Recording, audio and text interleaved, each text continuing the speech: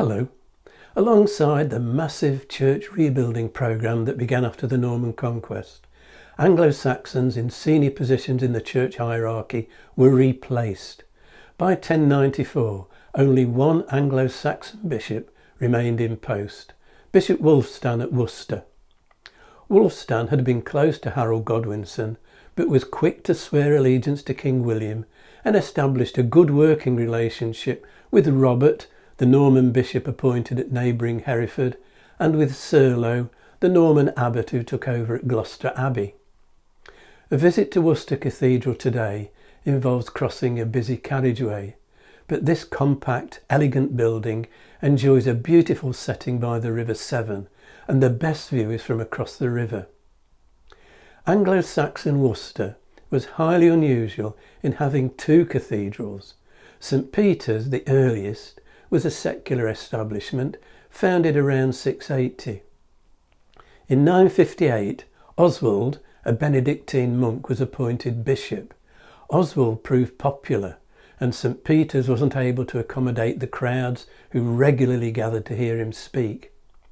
Oswald began preaching outside and then set about building St Mary's, a larger monastic cathedral.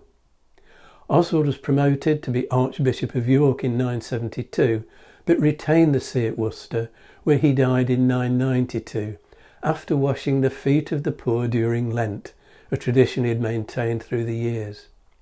He was buried at St Mary's and later canonised.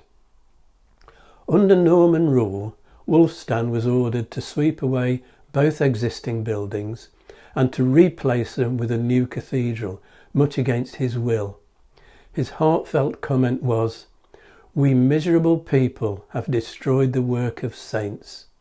We neglect our souls so we can pile up stones." Building began in 1084. By 1089 the choir was sufficiently complete for the body of St Oswald to be translated to a new shrine. Columns, salvaged from the Saxon buildings, were recycled in the crypt.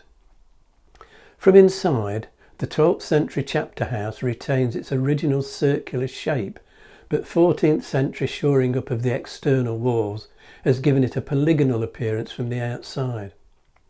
Wulfstan was canonised in 1203 and given his own elaborate shrine alongside St Oswald. King John chose to be buried at Worcester, as a codicil to his will, added just before his death in 1216, records.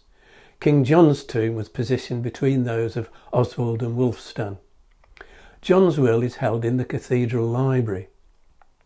Among many treasures, the library also has a 1225 copy of Magna Carta, the final and definitive version of the charter originally agreed between King John and the barons a decade earlier, issued by Henry III, and a rare survival of a medieval antiphonal, a book containing the chants for the divine offices throughout the liturgical year.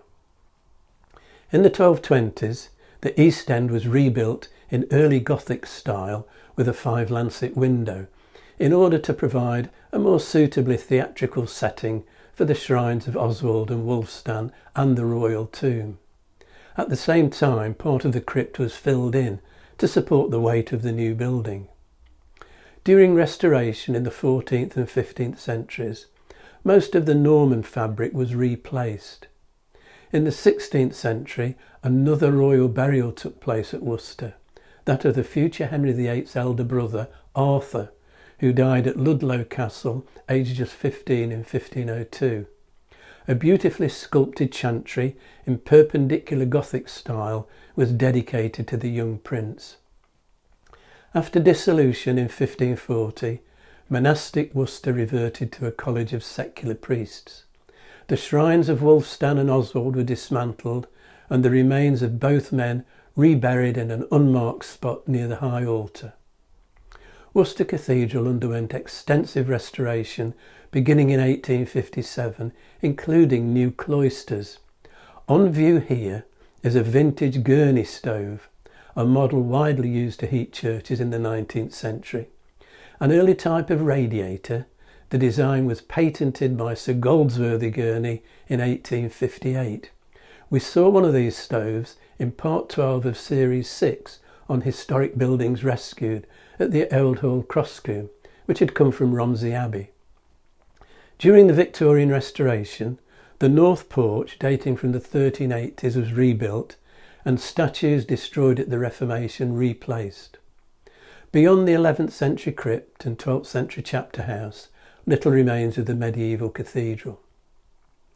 39 of 42 carved misericords, the underside of hinged seats in the choir that can be turned up to provide a ledge offering support when standing for long periods, are from the 15th century.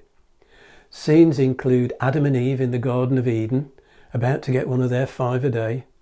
Others show mythical creatures, images from folklore and labours of the months with other agricultural activities. Former Prime Minister Stanley Baldwin and his wife Lucy are buried in Worcester Cathedral. At the rear of the nave, the 1992 Sir Edward Elgar Memorial window by A.K. Nicholson depicts a scene from the composer's Dream of Gerontius, for which text was taken from a poem by Cardinal Newman. Elgar was born in the village of Little Broadheath, just outside Worcester. Next time, my topic will be Hereford Cathedral. If you've enjoyed this video, hit the like and subscribe buttons and click on the notification bell to be informed when the next video is available, or you can subscribe by clicking on the rose window over my shoulder.